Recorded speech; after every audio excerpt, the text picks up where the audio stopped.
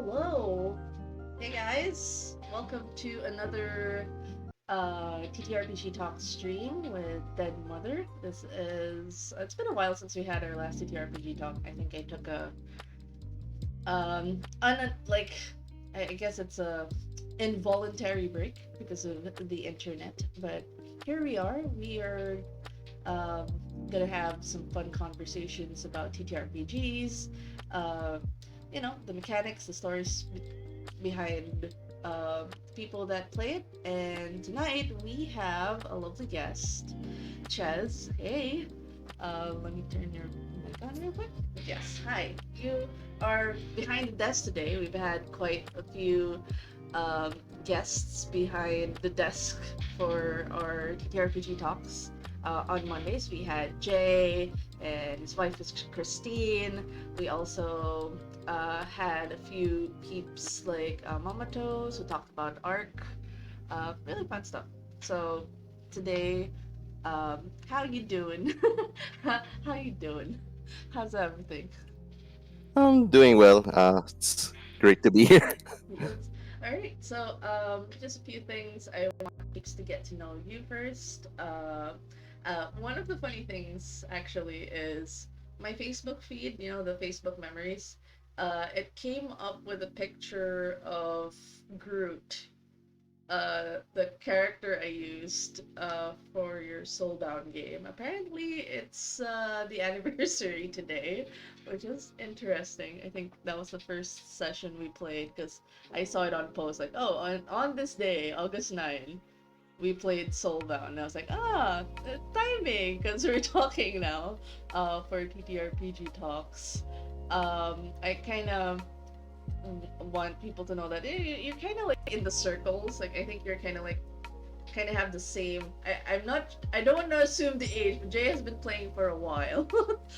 How long have you been playing TTRPGs? Let's see. How long have I been playing? I started playing Dungeons and Dragons back in '98. So, oh, my math's a bit rusty. So that's my 23 years, I think. So Wow. it's been a long, long run. Yeah, that's a lot of time. So like you reached third ed or like even way back second ed. Like what edition were you playing in the 90s? Around second ed, then played a bit of Advanced Dungeons and Dragons, and also dabbled a bit in Mage the Ascension. It's actually one of the first few games that got I got. Were you playing under Jay's table with Mage, or were you playing with a different group? I used to play with my like high school friends. Actually, I we tried Mage, but during that time it was like really, really like complicated. Okay, but you have played Mage's Save Session. That's cool. What sphere did you use when you played Mage? I like to focus more on life and mind. Nice, nice. So we're talking about TTRPGs, and you've been in quite a few circles. Like there's World of Darkness, where a World of Darkness PH, called Cthulhu PH. Also Greasy Snitches. You're also a part of that. I was curious, what are your current campaigns or the games you've played as of recent? Recently I've played a bit of Legend of the Five Rings, fifth edition. A bit of Vampire the Masquerade, fifth edition as well. I ran a few games of Cyberpunk Red, and and as we all know, you've played in it, the Age of Sigmar Soulbound. Still running that campaign. Oh, that's cool. Yeah, unfortunately my work schedule has not but been kind. But life. But it was a fun run when I was part of it. Uh, It's okay. Everyone gets like busy with work and stuff. yes. Oh yeah. I kind of in terms of the campaigns that you ran, Sigmar, Cyberpunk. Can you tell a bit of the stories about those campaigns? Like, what's the current update on those campaigns so far? Like, where are they at the moment in this point in time in the campaign? What's the story? Okay. Let's go with what should we go first? Let's go with Age of Sigmar first. Yes. So Age of Sigmar Soulbound. Hmm, it's like a dark fantasy game that's set in a world that's in ruins. The players or you play as one of the champions that's actually trying to save the world or salvage what's left of it. Basically, what happened in Age of Sigmar Soulbound was that because of there was this war between the gods, and there was this I can't quite remember the name, but I think it's like the Lord of the Death unleashed a powerful curse that brought ruin to the world. So basically, the world is overrun with undead and chaos. So basically, the remaining champions of order are basically fighting against them, and basically the gods of order basically was this created the Soulbound, which are champions, and players play as the Soulbound, basically. So champions of the light. Nice. I know that Soulbound kind of is currently releasing like I'm not sure if I should call it patches, but it's like story beats of like this is story one that you can run and story two. I forgot the titles for those, but more or less it's like it's compacted into a story. Oh, Um, yeah. what was the first story that we went through? And the name of the module escapes me. Uh, Let me think. Oh, I remember. Crash and Burn. yeah, Crash and Burn. So like the setup they have, is it still the same or have they done like a bigger content or they continue to release those kinds of like story module style for Soulbound? They released a few modules set in different cities within the lore of like Age of Sigmar. As I recall, the current campaign that has been released is the Shadows of the Mist, the one we played. But that's set in Alnvilgard, a different city. Nice, nice. Oh, so that's cool. That's really cool. Before we get into the modules, and just to backtrack a little, before we get too excited with Soulbound, I kind of want people to also know as well. Since you mentioned in passing Mage, um, so there's been a journey of mine with Mage. I've been running a Mage campaign as well, and I've been telling people this from the get go. The inspiration for my campaign actually was your Open Mind Academy and your Manila Mages for my Lendas. Like I thought the story beats of like doing it in Manila, and you know it's been interesting. I guess I wanted to pick your brain real quick. What was your inspiration for like doing Manila Mage? Did was that just like, oh, I kind of want to run? What if mages were in the Philippines, or was that, um, or did you get inspired like me, uh, seeing it, so other people run it? Like, what was your inspiration for Open Mind Academy and Manila Mages?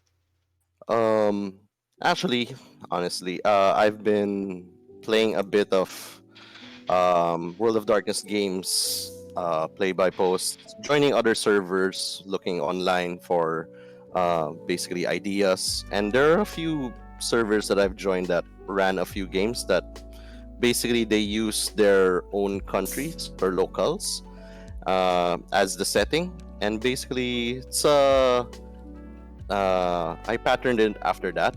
So the thought also occurred to me like, why not use like the place where I'm most familiar, like which is here in Manila, and basically I just use the local stories or even stories that I get in the news, put a bit of supernatural flair in it, and make it like a mystery or a adventure for the players. Yeah, I feel like, especially with Tressa, Netflix's Tressa out. Do you think there's a lot more popularity with like a local scene, like a Manila scene, kind of modern gothic? Do you think there's more interest in that? Have you noticed if there was more interest with in those kinds of scenes, settings, like supernatural, modern in Manila? Has there been a pickup since Tressa? Oh yeah, I've actually seen a few games that are delving more into the world of darkness, like after Tressa. And I gotta say, yeah, Tressa is actually a good inspiration that can be used for the world of darkness. Uh, it's very very close to that. Awesome, awesome. Say, I just wanted to bring that up real quick, but going back to Soulbound, um, since you played, you mentioned you played a lot of editions and Warhammer roleplay. There's been previous games before the release of Soulbound, and I kind of wanted to ask, did you play any editions prior to this, or was this your first time tackling Warhammer roleplay? I've played a bit of like, well, I am a fan of Warhammer, so I've played a bit of the other uh genres of Warhammer. I did play a bit of Warhammer Fantasy, which is the fourth ed, Yes. um, and a bit of 40k as well. Oh yeah, 40K. Very nice. Have you tried like the Dark Heresy kind of chapters where you played kind of like the classes like Mechanicus, or it's just more of like the actual war game that you played? Uh, I've played a bit of war game with my friends, but I've also tried what's this? I tried Dark Heresy, uh, Death Watch, Rogue Trader, and then the much more recent. I tried my hand in it, but the mechanics are weird. Wrath and Glory. Radical. Oh boy. If Seth was here, oh no. He's a Ah, yeah. fan. He's a like. I have a friend who's really fond of Wrath and Glory, and he's been telling me to run it, and I'm like, I don't have time. I don't have time to run Wrath and Glory, but I have been getting back to fourth ed, playing Warhammer fourth ed. So that's been fun. I kind of came back last weekend. So, but yes, what were your first impressions with Soulbound when you picked it up as a GM? Like, what came to your mind? What were your thoughts? Like, oh, okay, those like initial thoughts when you picked up the game. When I first picked up the game, I read through it. It was actually very interesting. The first thing that came into my mind was like large scale wars of good versus evil. But as I went into the mechanics, I suddenly realized like, oh, you don't really need an army. It's just like even a party of four players can act as an army. Yeah, like Yeah, given our adventures, the modules. Yeah, I've seen what the players can do. nice. Has it been like difficult to run it? Like, um, in terms of like as a GM, has it been difficult? What aspects of the game was difficult for you in terms of the lore or anything? Um, the lore is, uh, if you're new into the Warhammer universe or lore, it might be difficult to pick up on the lore. But if you're a fan or you've been playing for quite some time, it's easy. The mechanics of the game isn't really that hard. It's aside from the confusing part is the ladder system. um, Especially when I first came into it, I had to use the reference a lot for the ladder system. But once you get the hang of it, it becomes easier. Yeah. Uh, the yeah, that was the one things I've encountered as a player. I was like, what? I forgot DN, like this DN somewhere, and then you had to compare when you make rolls. But Yeah. it's a lot simpler compared to the D100 Oh yeah. in fourth ed. It like they kind of streamlined it, but it made it unique. So that was interesting. Have you ever played Soulbound as a player? Um, One shot basically. Ah, okay. Cool. So in with the comparison of being a game master and the player, what were the mechanics in the system that you kind of, I really dig this, like, man, this should be incorporated in more games, and what were the mechanics that were like, this really wasn't necessary, like, we didn't need this, in terms of like a player point of view and a game master point of view. So like, player point of view, what was the mechanic you liked and didn't like, and then as a game master. Actually, I honestly I'd say as a player, I actually like the mechanics of Soulbound because it's actually pretty simple. What I didn't like about it was the character archetypes were a bit restrictive. But it's lore. For example, like if you want to be a fire slayer, then you got to be a dwarden. You can't be anything else. So Mm, the class archetypes and the race go hand in hand. So certain classes are only available to certain races. So you can't mix them up. What that's one thing I didn't really like that much, but I do understand it because it's part of the lore. What I like with the system is the basically it's simple, and if the system is simple, well, we're not talking about the ladder, but the whole system is simple. yeah.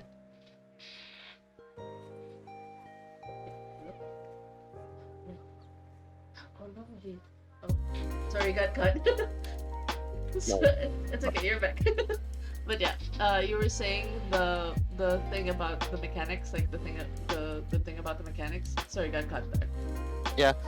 What I like about the mechanics, it's pretty simple. So if the mechanics are simpler, it's actually easy to understand.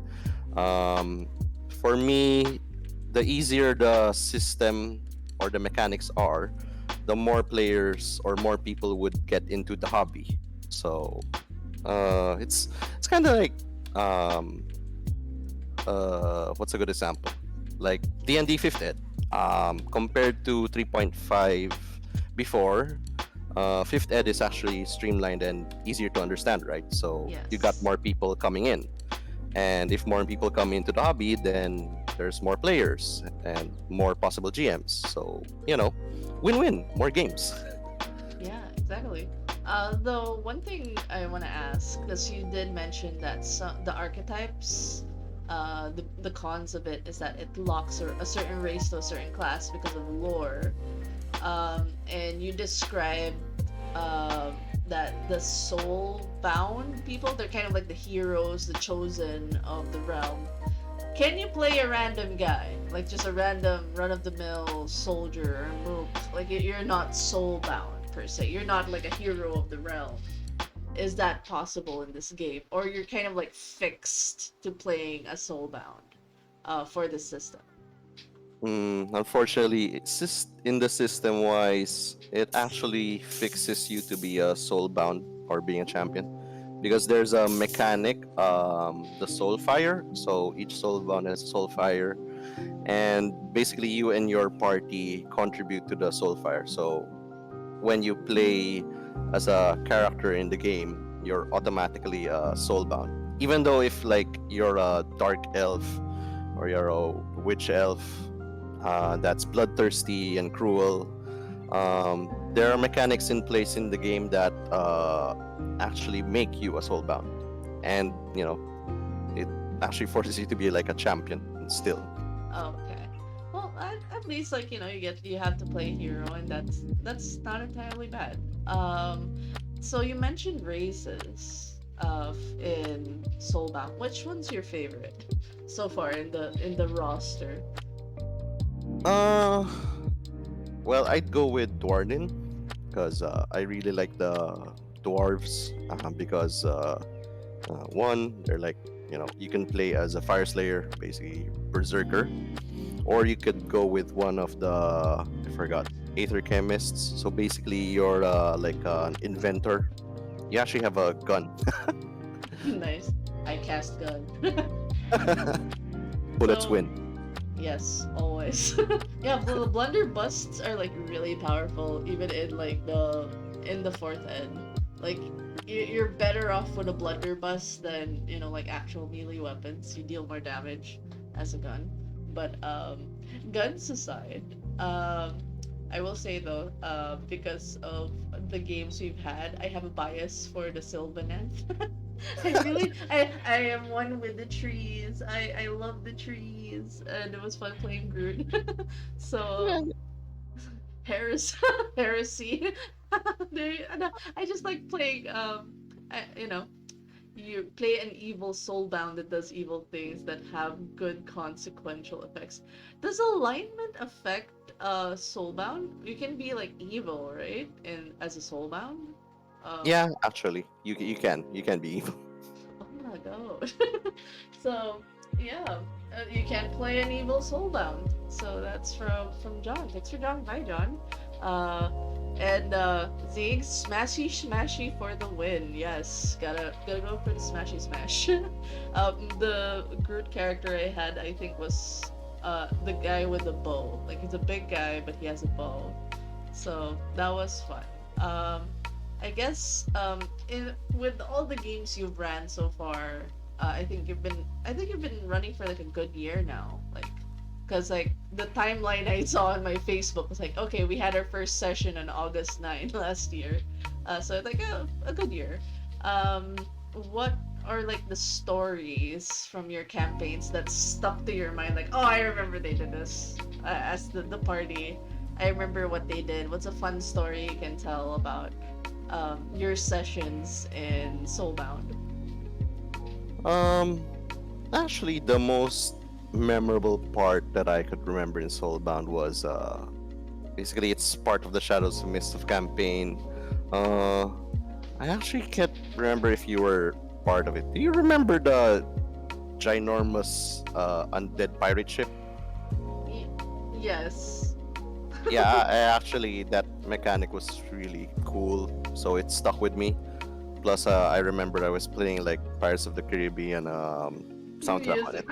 it. Yes, like and then I think I remembered we were all panicking because we were in the boat, and if the boat dies, we all die, kind of scenario. Um, Yeah. and then I think one of us handled the cannons. I think that was me, and somebody tried to get to the other side of the ship. I just remembered. Well, I don't know if it was the dwarf or someone or a storm kid. They just tried to get to the other ship, and like, you know, or something to that effect. And we were trying to steer clear of that pirate ship. But it was a fun.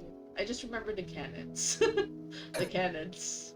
Like like I am the range guy. I'll do cannons, something to that effect. Um, yeah, that's fun. Are you running more future Shadow of the Mist games? When's your next game? Haven't scheduled it yet. We'll be getting to talk to the others. Been the players and even I have been busy, with the current situation here. Yeah, it's the new quarantine guidelines. But yeah, it's you got more time to like settle down and stay indoors. So that's so far the questions I have for Soulbound. The other system we're actually gonna talk about today, it's not just Soulbound. You also mentioned uh you played a lot of Cyberpunk. So let me transition to music real quick. Wait, got it. So, like, how long have you been playing Cyberpunk? Did you play Cyberpunk first, then uh, Age of Sigmar, or Age of Sigmar started first and then Cyberpunk? Who went first?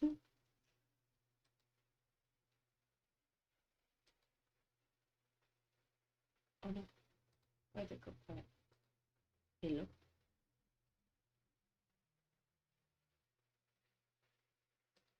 can Dust hears me? Oh wait, yeah, I can hear you.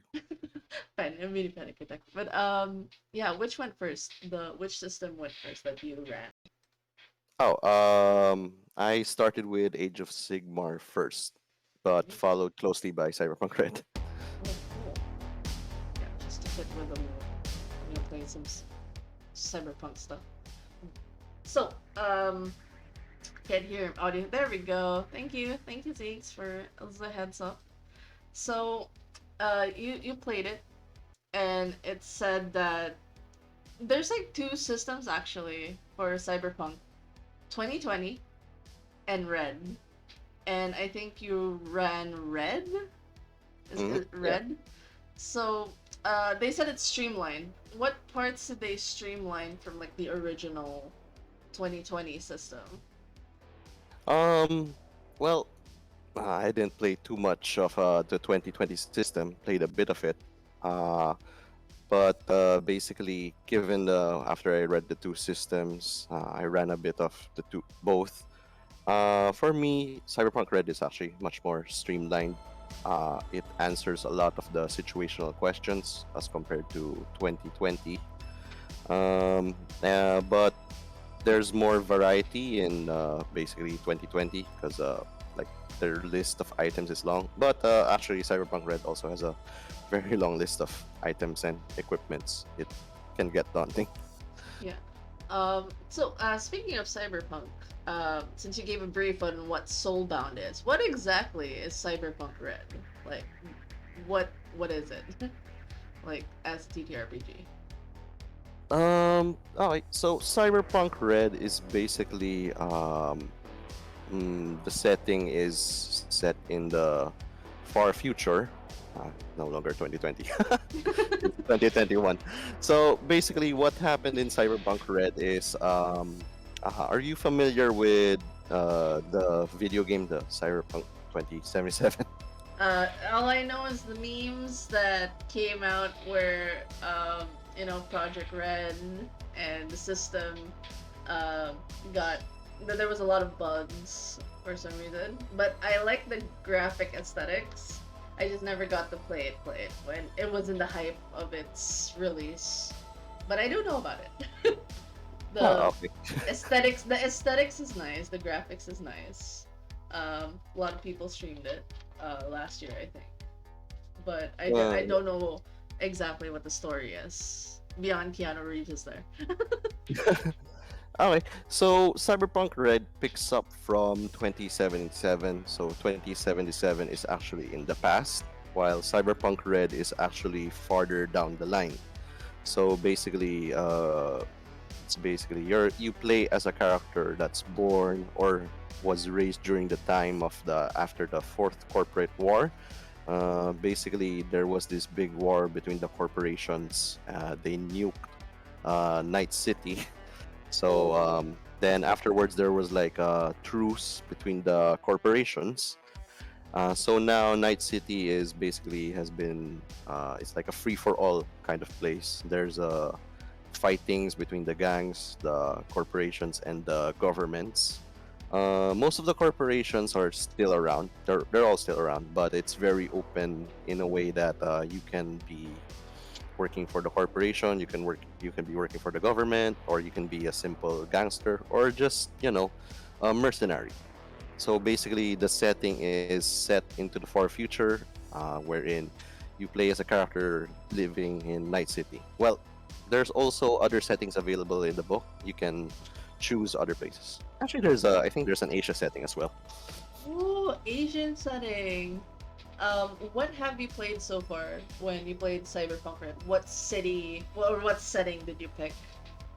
Were you just a night city, or you utilize the other cities that were mentioned? I did run a bit of like in Night City, but I did run a couple of one shots that are like set here in the Philippines. Ooh, Imagining what the Philippines was like in this world. that's so interesting. Like that's interesting though. How would that work? But like in terms of like, I guess it's like a lot more like a nitty gritty Manila with more neon signs and like it's kind of like Blade Runner, but Yeah, Manila. actually, that was like one of the things that I used for inspiration as well when I ran that game. Like in terms of story, the story of like the Night City, there's like a lot of comparisons with Blade Runner. Do you think like Cyberpunk was inspired from it? Is there some kind of in like world connection between these two franchises, or it's just like they're both kind of like in the same genre, so it couldn't be helped that they are compared. I'd go with the latter. I think the Cyberpunk Red and Cyberpunk 2020 may have been inspired from Blade Runner. I think most cyberpunk games or sci-fi games have roots there. But since the genre is actually very vast, there's a lot of inspiration that can be, taken to put into Cyberpunk Red. Nice. One thing I also want to ask, since you mentioned like um, the red kind of answers a lot of questions to situational aspects. Can you like give an example on what questions they answer with through the system? Like what situational stuff do they answer that the 2020 TTRPG doesn't answer? Uh, Actually, I don't remember if this was in the 2020, but I remember there was a mechanic in Red wherein there was martial arts, and basically into discussing more into the forms of martial arts. And there's specific actually moves for each martial art. For example, if you have a skill in martial arts, you can take either karate, judo, taekwondo, and each of them are actually separate from one another. And each of those martial arts actually has like a special move that you can use, and basically they have different effects each.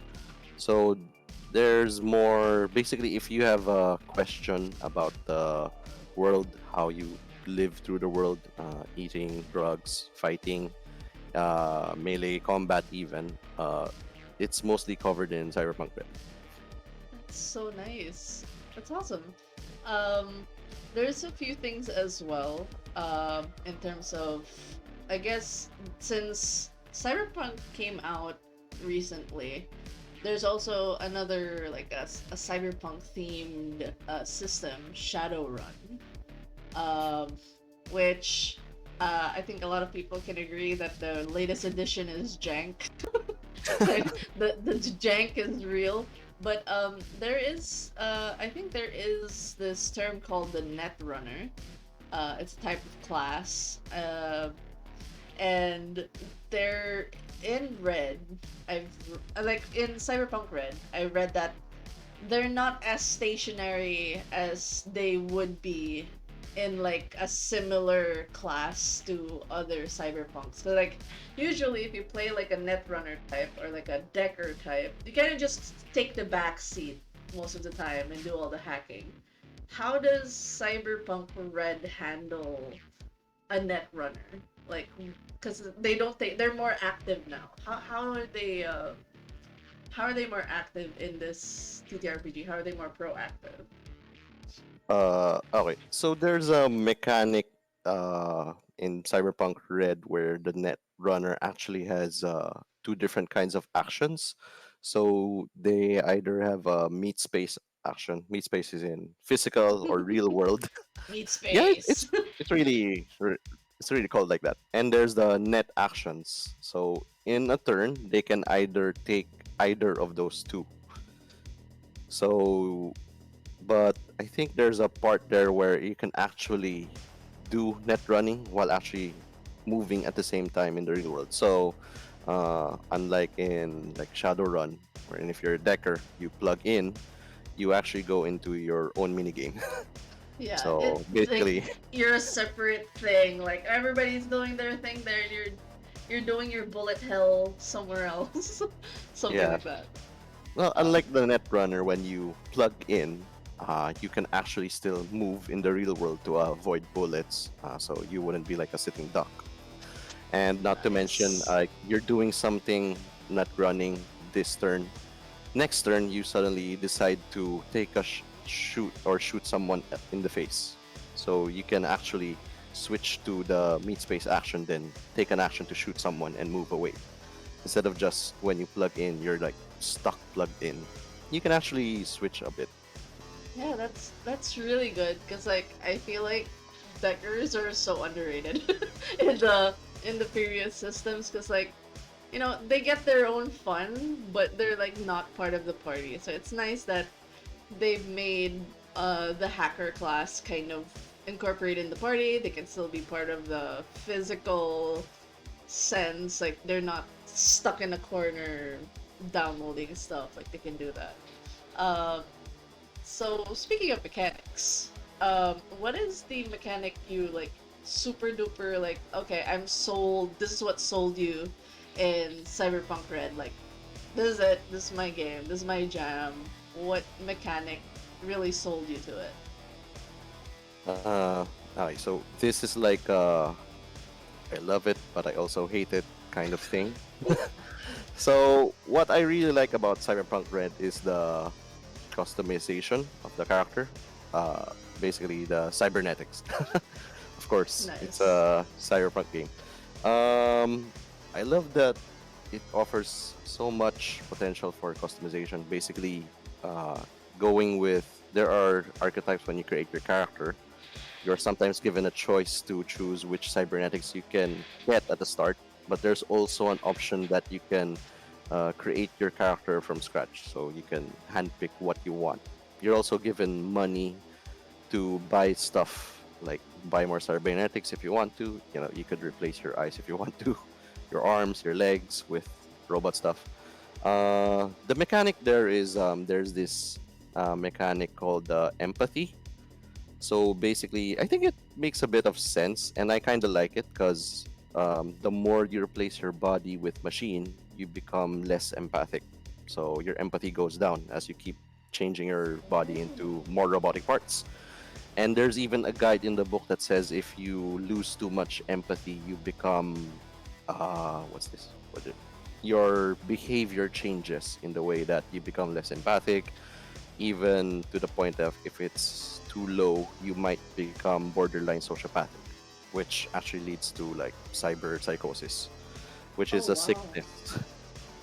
So there's this. It's kind of like think sanity, but as you keep putting more robot parts in you, you keep losing sanity. So it just keeps going down.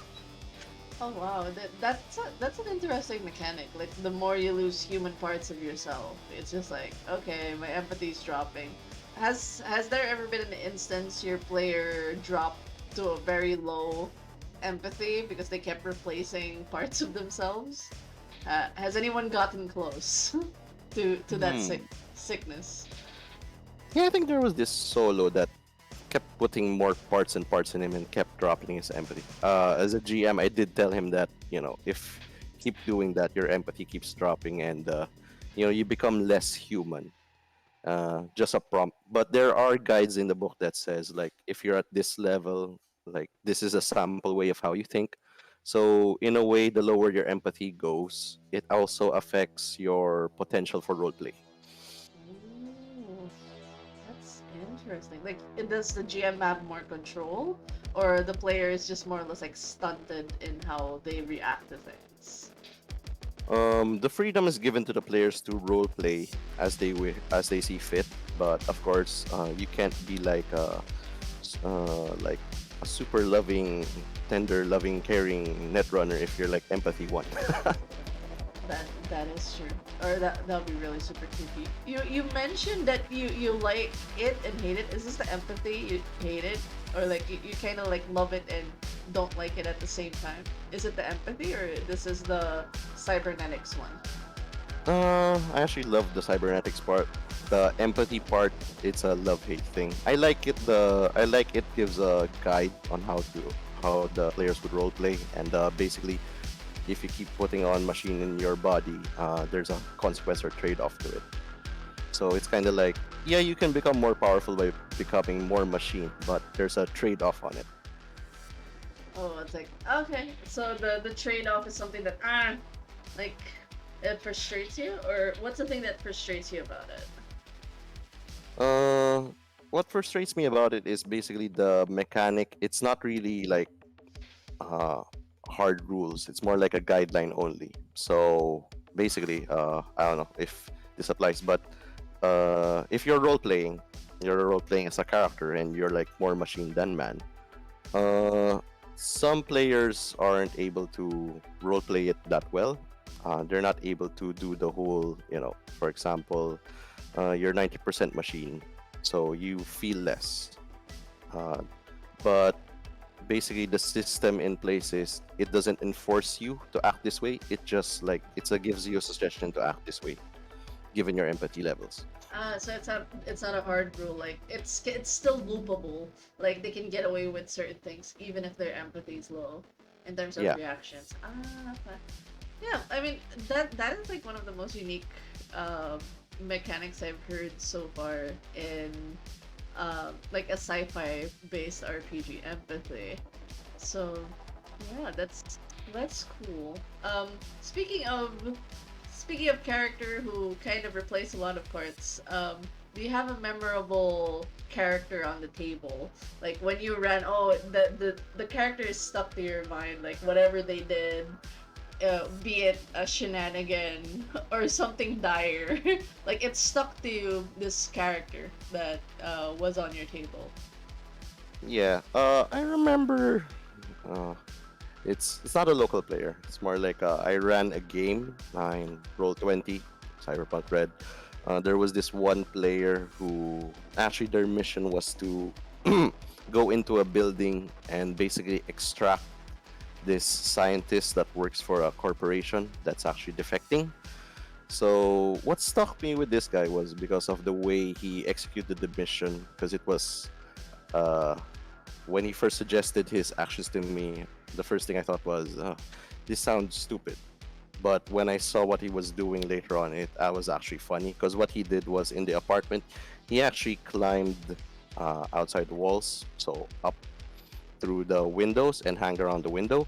So when the time came that they were busted, so they were like shooting at one another, what he did was he hid behind the walls of the window and he waited for his enemies to approach the window to shoot him. So what he did was each time an enemy tried to get near him to shoot him, he would run in, grab the guy, and toss him out the window. He did that like for like 7 times. So like I had like 7 thugs flying out the window each time. And this guy was decked in cybernetic so much that it made contesting like grappling with him really really hard because he had like cybernetic arms and he's like built like a bodybuilder and stuff. So when I saw what was happening, I actually just laughed. Is it like kind of like Jack from Tekken? Like he just yeets people off the off the window like that. It's just full plaid Terminator style.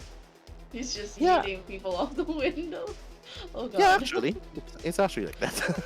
Did anybody find out what happened to the 7 thugs that just flew out of the building? Was there any suspicion or like heat levels that went up because he did that? Or Yeah, there was like a lot of attention from bystanders because every few seconds someone would go splat on the pavement on the side. like what is going on? Oh my god, that's definitely gonna stick to your mind. But I guess the one more thing, because you did mention this is based off a video game. It's a safe assumption that it's based off the video game franchise. Did it stay faithful to the franchise, its lore, uh, its certain gimmicks in the game, or did it become its own thing? The Cyberpunk Red.